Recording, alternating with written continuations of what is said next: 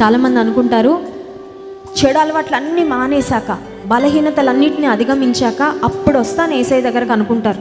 యేసయ్య దగ్గరకు రాకుండా cleansing process, cleaning process, sanctification process, శుద్ధి చేయబడడం అనేది జరగదు. ఎందుకంటే ఈ లోకంలో ఏ డిటర్జెంట్ మన హృదయానికి పట్టిన పాప రోగాన్ని తొలగించలేదు.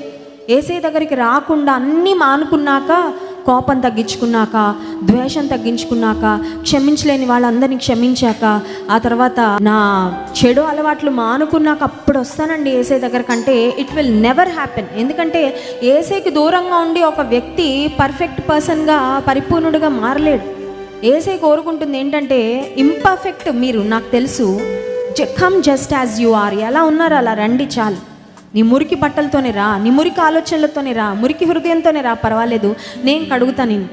నిన్ను కడిగే బాధ్యత, నిన్ను బాగు చేసే బాధ్యత నేను తీసుకుంటాను.